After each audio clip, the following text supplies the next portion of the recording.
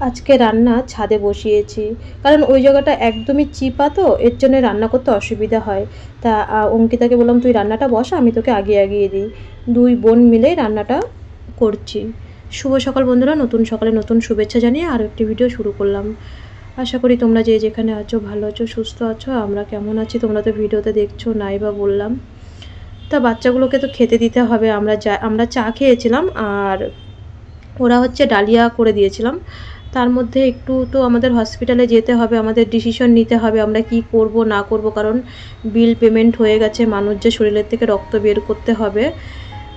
তার জন্য একটু কী করলাম, পেঁপে দিয়ে আলু দিয়ে মানে মাছের ঝোল পাতলা করলাম, কারণ বাচ্চা দুটোকে তো খাইয়ে বাঁচিয়ে রাখতে হবে এখানে এসে। তো ওই মাছের ঝোল দিয়ে কটা করে ভাত খেয়ে আমরা বেরিয়ে গেলাম। এখন বাজে 10:30 বাজে, কারণ একটু লেট করে গেলেই হবে। আজকে তো আমাদের হেমাটোলজিতে মানে ভিড় হয় না, আজকের দিনটা হচ্ছে বুধবার, তার জন্য একটু লেট করে বেরিয়েছি। কারণ কালকে ওর বাপি তাড়াহুড়োর মধ্যে বিল পেমেন্ট করে ফেলেছিল, বুঝতে পারিনি সব কিছু, সবটাই তোমাদেরকে ভেঙে বলবো। আর যদি ভিডিওটা পুরো দেখো তাহলে বুঝতে পারবে, আশা করি ভালো লাগবে, বা ভিডিওটা যদি দেখো। তা আমরা বেরিয়ে গেলাম, অঙ্কিতা আর হচ্ছে আয়ুষী মানে ওরা মা মেয়ে ঘরে রয়েছে। আমি বললাম তোদের যেতে হবে না, যেহেতু তোমরা জানো স্যার সোমবারে আসবে, বিক্রম স্যার, তাহলে ওর অ্যাপয়েন্টমেন্টটাও নিয়ে নেবো, আর মানুকেও ডাক্তার দেখাবো, মানে স্যারকেই দেখাবো। তোমরাও কমেন্ট করছো যে স্যার একদম ঠিক সিদ্ধান্ত নিয়েছো, স্যারের অ্যাপয়েন্টমেন্ট নিয়ে আসবে। তা অঙ্কিতাকে বললাম যে কার্ডটা স্লিপটা দে, আমি নেব। তো ওর হচ্ছে যেতে হবে না, কারণ বাচ্চা মানুষ তো ঘুমিয়ে গেলে শরীর ছেড়ে দেয়, ওর খুবই কষ্ট হয়। তাই দিকে আমরা বেরিয়ে গেলাম, আর দেখছি ভীষণ লাইনটা অনেকটাই আছে, কিছু করার নেই। গরমের মধ্যে দেখো আমার অবস্থা, একটা টিপও পরিনি, ওইভাবে চলে এসেছি। সারা রাত ঘুম হয়নি, এখানে ভীষণই গরম, সারা রাত ঘুম হয়নি, একেতেই টেনশন। অঙ্কিতা ওর বাপি সবাই বোঝাচ্ছে, মানুরও ঘুম হয়নি, বাসে ওঠার সঙ্গে সঙ্গে একটু হাওয়া পেয়েছে, মানু তো ঘুমিয়ে পড়েছে, আর আমার তো চোখে ঘুমই নেই। আর কি করা যাবে, কি হবে এখন, টিকিট ক্যান্সেল করব কি না করব কিছুই বুঝতে পারছি না, কারণ টিকিটও কালকে টিকিট আমাদের, তোমরা জানো রিটার্ন টিকিট করেই এসেছিলাম বাড়ির থেকে আসার সময়। তা যাই হোক, এখনও সিদ্ধান্ত নেওয়া হয়নি কি করব না করব। তোমাদের কমেন্টের উপরেও ভিত্তি করছে, কারণ তোমরা অনেকটাই আমার ভরসা, সবাই ফোন করছো, আর ভিডিও পোস্ট করার সঙ্গে সঙ্গে সবাই মানে তোমরা যে আমার এই ইউটিউব ফ্যামিলিটা আমার ছোট হলেও এত যে শক্ত আমি বলে বোঝাতে পারবো না। সবাই এত পরিমাণে ফোন কমেন্ট, কারণ সবাই তো আর ফোন করে তার মতামতটা জানাতে পারে না, কমেন্টেও জানিয়েছে, এটাই তো হচ্ছে ভালোবাসা। আর আজকে এই প্ল্যাটফর্মে না আসতে পারলে জানতেই পারতাম না। আমার নিজের লোকেরা হয়তো কেউই ফোন করে না, কিন্তু আমার ইউটিউব ফ্যামিলি এত শক্ত, এত স্ট্রং, তারা সবাই প্রত্যেকে যে যেরকমভাবে পাচ্ছে মেসেজ করছে, এটা করো ওটা করো, রূপা এইভাবে সিদ্ধান্ত নাও, রূপা ওইভাবে সিদ্ধান্ত নাও। ওরা তো বড়, ওরা তো দিদি হয়, ওরা তো আমাকে বোঝাচ্ছে। আজকে দেখো হিমাটোলজি ডিপার্টমেন্টে একদমই ফাঁকা। প্রথমেই ওর বাপি সোশ্যাল ওয়ার্কে চলে এসছে, এখানে সোশ্যাল ওয়ার্কে মানে 10 নম্বর ঘরে মিটিং হচ্ছে, মানে টাকা পয়সা যে অ্যাপ্লাই করি আমরা সব জায়গায়, টাটা তারপরে CM-PM-এতে যে অ্যাপ্লাই করি, এখানে মিটিং হচ্ছে, সবাই দাঁড়িয়ে আছে। তা আরিফা ম্যামের ওখানে গেলাম, দেখলাম ম্যাম নেই। পরে ম্যাম যখন বেরোলো দেখলাম সবাই এই ঘর থেকে বেরোলো। তা আর ম্যামের ওই ঘরের ওখানে দেখলাম যে মানে আর কি রং করা হচ্ছিল ঘর, মানে ওইদিকে কাজ হচ্ছিল। তাই যে আরিফা ম্যামের সাথে দেখা হলো, সব কথা খুলে বললাম। আর ওই যে ম্যাডামটা যে আসলো ডাক্তার, জুনিয়র ডাক্তার, উনিও তো মানুকে BMTর সময়, মানে প্রথমে তো BMTর পরে প্রথম তো জুনিয়র ডাক্তাররা দেখে, তারপরে তো স্যারের কাছে নিয়ে যায়। তাই মানুর সব রিপোর্ট দেখলো, তখন বললো আয়রন টেস্টটা এবার করোনি, কারণ এখন তো আমরা আরিফা ম্যামের আন্ডারে নেই, এখন তো আমাদের জুনিয়র ডাক্তার দেখে তারপরে স্যারের কাছে নিয়ে যায়। যারা নতুন পেশেন্ট তারা কিন্তু মানে আর কি আরিফা ম্যাম দেখে। তাই এখানে দেখো আমাদের সেঞ্জুরে কৃত্তিকা ম্যামের সাথে, তারপরে হচ্ছে মানে সেঞ্জুরে যেসব ম্যাম থাকতো ওদের সাথে দেখা হয়ে গেল। বলছিল কেন আমরা সেঞ্জুরে যাইনি, মানে সেঞ্জুরে গিয়ে কেন উঠিনি। তখন বললাম আমাদের সাথে আমাদের রিলেটিভ এসে, রিলেটিভদের তো উঠতে দেবে না। তখন বলছে তোমাদের তো রিপোর্ট এরকম এরকম এসছে, এখন তো অনেক দিন থাকতে হবে, অনেক খরচা, গরিব মানুষ, তোমরা হচ্ছে সেঞ্জুরে চলো, ম্যাম বলছিল। তো আমি বললাম রিলেটিভকে ছেড়ে কি করে যায়, কারণ ও তো গার্জিয়ান বলতে কেউ নেই, মানে একটা মাথার উপরে দায়িত্ব কেউ আসেনি, ওরা মা মেয়ে, বাচ্চাটা ছোট, সব কথাই ভেঙে বললাম আমাদের সেঞ্জুরে ম্যাডামের সাথে। তা মানু রিপোর্ট দেখে বলছে এবার তাহলে কী করবে, তাহলে আজকে আমাদের সাথে চলো। তা আমি বললাম দেখি কি হয়, কি বলে স্যার, আর রিপোর্ট আরেকবার করি। তা ওই আরিফা ম্যামও ওই একই সেম কথা বললো যে আয়রন টেস্টটা করে তারপরে সব সিদ্ধান্ত নাও। তখন বললো এই আয়রন টেস্টটা যে মানে 7000 হচ্ছে আয়রনটা আছে, ওটা তো মানে অনেক 3 মাস আগের কথা করা, তার মধ্যে তো ওষুধ খাচ্ছে, করা হয়নি। তা আরিফা ম্যাম বললো আগে তুমি টেস্টটা করো আর স্যারের অ্যাপয়েন্টমেন্ট নিয়ে নাও। মানুর বাপিকে এই কথা বললো, কারণ আরিফা ম্যাম তো বাংলা বলে। তা ওইখানে কথা বলে এসে, কারণ ওর বাপি এখন ওই কাজগুলো করেনি, ও বললো মা আমাকে না পেলে রুমে দিয়ে আসো। তা আজকে এসে দেখছি পেলে রুম ম্যাডাম ছুটিতে রয়েছে, তা বন্ধ। আবার সঙ্গে সঙ্গে আমরা চলে আসলাম 6 তলার থেকে 5 তলাতে আবার চলে আসলাম, কারণ মানুর বাপি তো ওই কাজগুলো সব কমপ্লিট করবে। ডাক্তারের অ্যাপয়েন্টমেন্ট নেবে, ওইসির অ্যাপয়েন্টমেন্ট নেবে, তারপরে আমি মানুষ শরীরের থেকে যে রক্তটা বের করে নেবে। আমাদেরকে তো কালকে ডাক্তার এই কথাই বললো যে তাড়াতাড়ি এক্ষুনি গিয়ে ডে কেয়ারে মানে এমার্জেন্সিতে গিয়ে ভর্তি হয়ে যাও, ভর্তি হয়ে রক্ত বের করতে হবে শরীরের থেকে। তার জন্য 5000 টাকা বিল করলো। আমরা তো বুঝতে পারিনি, মাথা তখন গরম ছিল, কি করব না করব, কান্নাকাটি করছি। ও বাপি তখন 5000 টাকা পুরো পেমেন্ট করে দিল। এবার টাকা পয়সারও তো ব্যাপার আছে, আমরা তো একদিনের মাথায় চলে যাব, এটাই আমাদের আর কি মানে কথা সিদ্ধান্ত ছিল। তো এখানে ওর বাপি আবার এসে ওইসির মানে আয়ুষির হচ্ছে অ্যাপার্টমেন্ট নিতে, কিন্তু দেবে না, কারণ ও একটা স্যারের অ্যাপার্টমেন্ট আন্ডারে ছিল, কিন্তু এটা অন্যায় আর কি, ওরা দেবে না। এই নিয়ে ভীষণ ঝামেলা করছে মানুর বাপির সাথে। ওরা একবার এখানে পাঠাচ্ছে, নিচে পাঠাচ্ছে, একবার উপরে পাঠাচ্ছে, এই করছে। আর আমি আর মানু মানে আমাদের হিমোটোলজি ডিপার্টমেন্টে 5 তলায় ওখানে বসেছিলাম। তোমরা তো দেখলে মানে পুরো ফাঁকা, আজকে কোনো হিমোটোলজি ডিপার্টমেন্টে তো ডাক্তার নেই, সোমবার। আর মানুর অ্যাপার্টমেন্টটা তো মানে একদম ইজি নেওয়া যায়, কারণ ও বিএমটির মধ্যে, ও স্পেশালের মধ্যে পড়ে, ওটা তো সঙ্গে সঙ্গে হয়ে গেল, কিন্তু ওই শুটটা হচ্ছিল না, মানে প্রচণ্ড ঝামেলা করছিল মানুর বাপির সাথে। একবার নিচে পাঠাচ্ছে, বলছি যে আরিফা ম্যাম মানে রেখে দিয়েছে অ্যাপার্টমেন্ট নিতে, তবুও দিচ্ছিল না। তারপর আরিফা ম্যামকে খুঁজেও পাইনি, আরিফা ম্যামকে, কারণ ওরা আজকে মিটিংয়ে ব্যস্ত ছিল। তা যাই হোক অনেক কষ্ট করে হচ্ছে ওর অ্যাপার্টমেন্টটা পরে লাস্টে হলো, নিচে উপরে করে করে এর কাছে ওর কাছে গিয়ে গিয়ে। আর এখন আমরা হচ্ছে বাড়ির দিকে রওনা দেবো, কারণ সেরকম তো আমাদের একটা কোনো কাজ নেই, কারণ ওর যে আবার নতুন করে সব টেস্ট হবে, সেই টেস্টের সব কিছুটাই আমরা নিতে এসেছিলাম, আর স্যারের হচ্ছে মানে অ্যাপার্টমেন্টটাই নিতে এসেছিলাম। তো এখন বাড়ির দিকে রওনা দেবো, অনেকটাই লাইন পড়ে গেছিলো, তখন প্রায় বাজে 2:30, ভীষণ গরম। আর এই যে আমাদের পুরনো সিএমসির থেকে আবার এখন বাসের থেকে নেমে, এখন তো আমাদের একদম সিএমসির সামনেই কিন্তু রুমটা।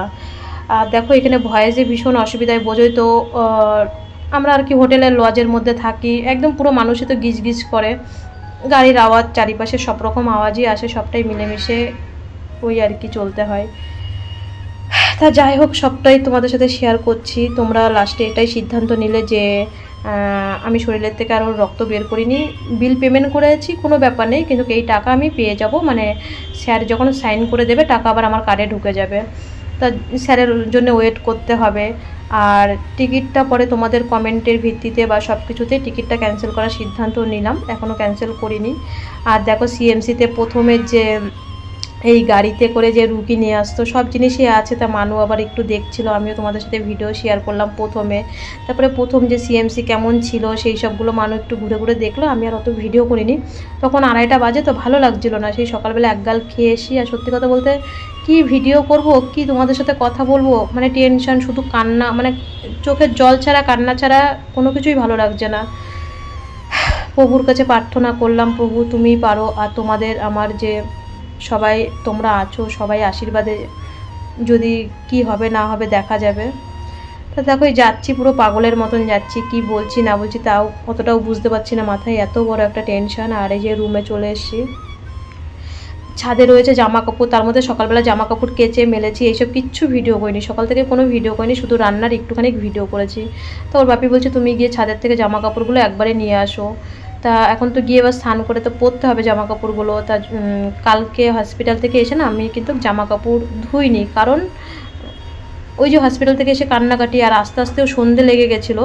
তা ওই সব জামা কাপড় সব ছিল, আজকে সব জামা কাপড় মানে কেচে দিয়েছি সকালবেলা। তারপরে ঘরে এসে আমরা স্নান করে ভাত খাইনি, সেই যে 10:30 11টার সময় কটা ভাত খেয়েছিলাম, আর কিচ্ছু খাইনি। আমি আসার সময় একটা চা, মানুর বাপি আমাকে জোর করে, কারণ আমি একটু চা বেশি খাই, সকালবেলা একবারেই চা খেয়েছি, তা ও বললো একটু চা খাও, চা খেয়ে চলে এসেছিলাম, সেটা আর ভিডিও করিনি, আর কিচ্ছু খাইনি, আর কোনো রকম কোনো ভিডিও করিনি। তারপরে আসার সঙ্গে সঙ্গে, স্নান করার সঙ্গে সঙ্গে আমি বাড়ির থেকে আসার সময় শরবতি লেবু নিয়ে এসেছিলাম, তখন তো প্রায় 5:30 বেজে গেছে, ঘরে আস্তে আস্তে সন্ধে লেগে গেছে। কি খাবো আর, ভাত মা তো ভালো লাগছে না। তা বোন মানে অঙ্কিতা কটা কেটে দিল, লেবু কেটে দিল, যেহেতু লেবু ছিল। আর এই বছর আমরা জামও খাইনি। তা অঙ্কিতা আসার পরপরই বলছিল, জানো দিদি জাম দেখেছি। তা মানুর বাপি আজকে জাম নিয়ে এসেছিলো, যেহেতু অঙ্কিতা বলেছিল ওর মনে রয়েছে। আর এই বছর তো আমরা জাম মুখেই দিইনি। তা মানুর বাপি সকালবেলা 250 জাম নিয়ে এসেছিলো। 250 জাম, যাই হোক 200 টাকা কিলো বললো, এইটুকে 250 টাকা নিয়েছিল জামটা। এই জাম খেলাম। পেয়ারা ছিল, পেয়ারা কাটলো, আর ওদের 2 বোনকে লেবু কেটে দিল, অঙ্কিতাই দিয়েছে, আমি কিছু করিনি। তারপরে ওর বাপি হচ্ছে, আমি চাটা পরে করেছিলাম, ওর বাপি আবার বাজারে গেল, কারণ খেতে হবে, বাচ্চাগুলোকে বাঁচাতে হবে, টেনশান চিন্তা শক্ত হয়ে সবটাই করতে হবে। তো এখন যেহেতু আমাদের অনেক দিন থাকতে হবে, এখন টাইম পাস কী করে করব, নেটও শেষ হয়ে যায়, নেট তো প্রত্যেক দিন স্টেজটা মারা যায় না, তাই একটা লুড্ডু নিয়ে এসে লুড্ডু খেলবো। এবার দুজনেরই ডাক্তার হয়নি, আর বাজার করে নিয়ে এসে রাতে তো আবার রান্না করতে হবে, ডাল নিয়ে এসে ডিম নিয়ে এসে কী রান্না করি দেখি। তা সবটাই বাজার আনার পরে হিসাব করে নিলাম। মানে অঙ্কিতা একদম সলিড, কারণ সঙ্গে সঙ্গে হিসাব করে, হিসাব যাতে দুজনের মধ্যেই যা হয় হাফ হাফ ভাগ হয়ে যায়। ও মোবাইলের সঙ্গে সঙ্গে যা আনে বাজার করে ও বলে দেয়। টোস্ট বিস্কুট নিয়ে আসলো, টোস্ট বিস্কুটটা আমি নিয়ে এসি মানুষ জন্যে, ওরা 2 বোন খাবে বলে, ওটার হিসাব হয়নি। আর ডিম ডাল আলু যা যা এনেছে সব হিসাব করলো। আর লুড্ডু নিয়ে এসেছিলো, একটা লুড্ডু 50 টাকা। মুড়ি নিয়ে এসছে, বাচ্চাগুলোকে তো সন্ধ্যেবেলায় কিছু দিতে হবে। তো এদিকে আমরা একটু মুড়ি খেয়ে নিলাম। মুড়ি খাওয়ার পরে মুড়ি চা খেয়ে ওই লুড্ডু খেলতে বসে, লুড্ডু তো খেলতেই পারিনি, কারণ ছোটো মানুষ তো। প্রথম আমি বললাম ও একটু খেলে নিক, ও যতক্ষণ পারে আধা ঘন্টা খেলুক, তারপরে আমরা লাস্টে খেলবো। তো অঙ্কিতা বললো কি ঠিকই বলেছো দিদি। তো আমি বলছি কি দেখ 8টা তো বেজে গেছে, আমি আগে রান্নাটা বসিয়ে দিই, রান্না হয়ে গেলে খাওয়া দাওয়ার পরে যদি ভালো লাগে খেলবো, কারণ ক্লান্ত ভালোও লাগছে না। তা এইদিকে ওরা ঘরে রয়েছে, আমি এসে ভাতটা অঙ্কিতা কাটাকুটি করছিল। আর এই প্রেশার কুকারটা অঙ্কিতা আসার সময় নিয়ে এসেছিলো, এটা হচ্ছে মানে ডালিয়া করার জন্য, ওর মেয়ের মানে আর কি সোনার আর কি ডালিয়া বানায়। তা বললো দিদি এটার মধ্যে ডালটা সিটি দিয়ে। আমি বললাম তাহলে ডালটা সিটি দিয়ে। আর আলু সিদ্ধ আর 2টো ডিম ভাজা করেছিলাম। দুপুরে 2 পিস মাছ ছিল, কারণ মানুষ দুপুরবেলা মাছ খায়নি, ওই যে একবার ভাত খেয়ে চলে গেছি। আর আমি পান্তা ভাত বেশি করে খেয়ে গেছিলাম, সকালের অনেকটা পান্তা ভাত ছিল, ভাবলাম নষ্ট করবো। এখানে তো আমাদের সব কেনা, সবাই যারা আমার মতন ভেলুরে আসে বা অন্য জায়গায় ডাক্তার দেখাতে যায় সবই কিনতে হয়, নষ্ট করতে জিনিস খুবই মায়া লাগে। আর এই বাসনগুলো আমরা ভাড়া নিয়েছি, সবাই এখানে ভাড়া নেয়, আগে নিয়ে আসতাম কিন্তু ব্যাগ তো টানা যায় না। আর এখন তো ভেবেছিলাম যে এসে একদিনের মধ্যেই আমরা বাড়ি চলে যাব, কিন্তু এরকম যে পরিস্থিতি হবে আমরা তো বুঝতেই পারিনি। যাই হোক কী করা যাবে, সবটাই মেনে নিতে হবে। তা আমি অঙ্কিতা বললাম তুই ডালটা সম্বাদ দে, আমি ভাতটা উপর দিয়ে নিলাম, উপর দিয়ে ওইদিকে ডালটা সম্বাদ দিচ্ছে। আর যে মানে সন্ধেবেলার যে চায়ের বাসনটা ছিল, চায়ের বাসন, তারপরে যা যা হয় আর কি, বাসনই তো অল্প কটা, আমি বললাম আমি ওই কটা বাসন মেজে নিয়ে আসি।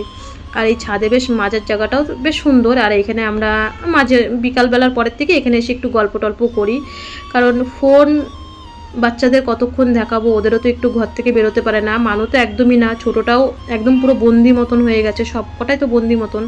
আর এখানে যারা ডাক্তার দেখাতে আসে এইভাবেই চলতে হয়। তো এইবার বেশ আমরা যে রুমটা নিয়েছি এই ছাদটার জন্যে বাচ্চাগুলো এখানে একটু সন্ধ্যেবেলা এসে একটু হাঁটাহাঁটি করে বা ঘরে এখানেই সবাই মিলে গল্প করি। ঘরে ওই যতই ফ্যান চালায়, কারণ হাওয়া বাতাস বেরোতে পারে না, তো এর জন্য ভীষণ গরম লাগে। আর রাত্রিবেলা তো ঘুমই হয় না, ওই উঠে উঠে বসে থাকি আর গিয়ে খালি চোখে মুখে জল দিই, এই হচ্ছে কথা। এখানে তো মানুষের থেকে বিল্ডিং বেশি, রাস্তাঘাটে লোক বেশি, গাড়ি ঘোড়ার বেশি, মানে সবটাই। আমাদের তো গ্রামের মতন তো না, কারণ আমাদের তো গ্রামে বাড়ি, একটু হাওয়া বাতাস বেশ ভালো লাগে। যাই হোক ওইদিকে অঙ্কিতার দেখো ডালটা হয়ে গেছে, আমারও বাসন মাজা হয়ে গেছে, একটু পরে খাবো, আগে বাচ্চা দুটোকে খাইয়ে নিই। আর মানু বলছে মা আমার না খিদে পেয়ে গেছে, তাড়াতাড়ি মানুকে একটা মাছ দিয়ে আর ডাল দিয়ে ওকে খাইয়ে নিলাম। আর এটা হচ্ছে আলু সিদ্ধটা পরে করেছিল আমাদের জন্যে, কারণ মানুর খিদে পেয়েছে। আর আমার এখনও কত জামা কাপড় রয়েছে, দেখো মুখে কোনো হাসি নেই, তবুও একটু তোমাদের সাথে শেয়ার করছি। মানে হসপিটাল থেকে এসে ঘরে যেটা করি সেটাই তোমাদের সাথে শেয়ার করি।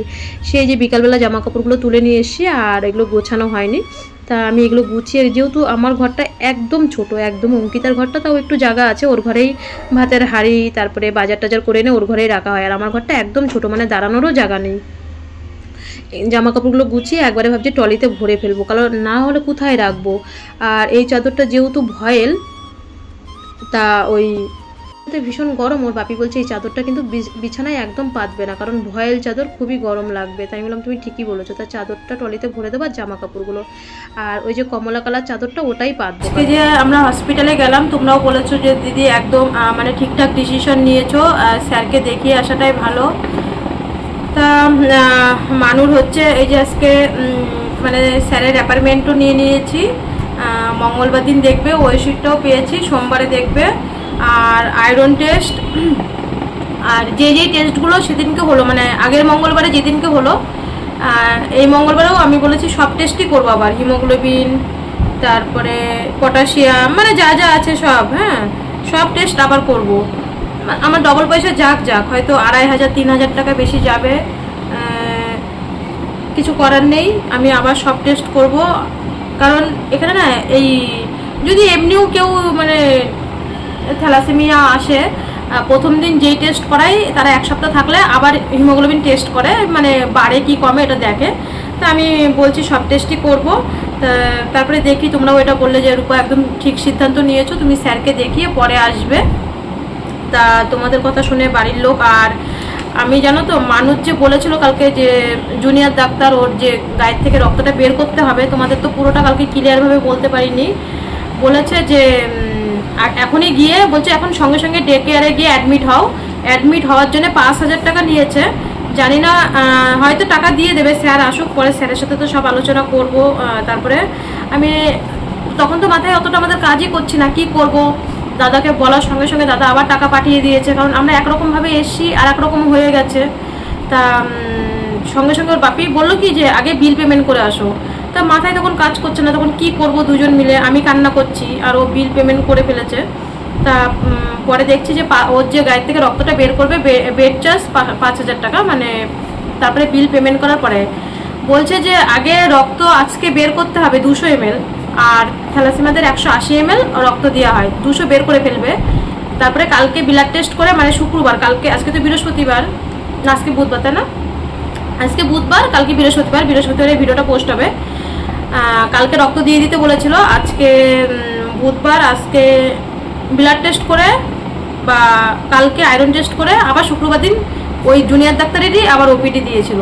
তা আমরা ওই ডাক্তারকে দেখাবো না, ব্লাড টেস্টও করিনি, কিছুই করিনি, একবারে কারেন্ট ওয়েশির হচ্ছে সোমবারে ডাক্তার, সোমবার দিন তো যেতেই হবে সকাল সকাল ওদের সাথে আমার, একবারে মানুকেও নিয়ে যাব। সোমবারে সব টেস্ট আর বুকের এক্সরে সব আজকে সব একদম বিল পেমেন্ট করে এসছি, যা ছিল একদম, মানে এটা এক্সট্রা 10,000 টাকাটা মানে আরও লাগছে, কিছু করার নেই।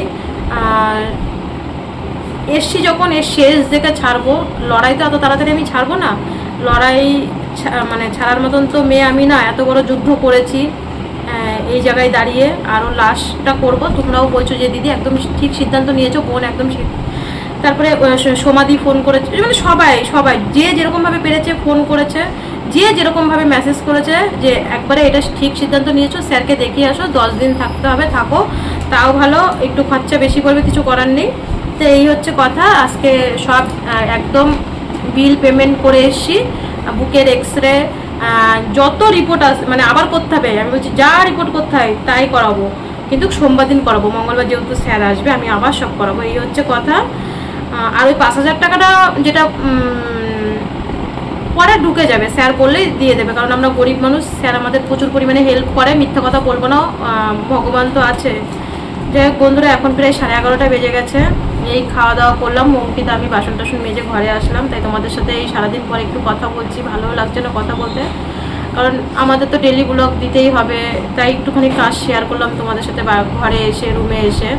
আজকের মতন টাটা, সবাই প্রার্থনা করো, সবাই মঙ্গলবার দিন অবধি ওয়েট করতে হবে কি আসে, রিপোর্ট কি আসে, স্যার যতক্ষণ না আসবে আমাদের ওই চিন্তার মধ্যে থাকতে হবে। আর ঠান্ডার যে ওষুধগুলো দিয়েছিল, বলেছিল বুকে ইনফেকশন হয়েছে, তবে কি কাকিমা বললো দেখো আমারও যখনই কফ হয় বুকে, কারণ কাকিমাও তো এখানে দেখায়, উনিও ক্যান্সার বিএমটি পেশেন্ট, অভি ভাইও বলে ওই বুকে কফ হলেই বলে ইনফেকশন, 2টো ওষুধ দিয়েছে, কাশি সিরাপ দিয়েছে, ওই ট্যাবলেটটা খেয়েছো? হ্যাঁ, এবার হচ্ছে এই হচ্ছে কথা, এই ওষুধগুলো খাচ্ছি, সোমবারেই বুকের এক্সরে করবো, এখন করিনি, সব একবারে সোমবারে করব। আজকের মতন এই অবধি, আর ভালো লাগছে না, এখন 11:30 বেজে গেছে, আবার কালকে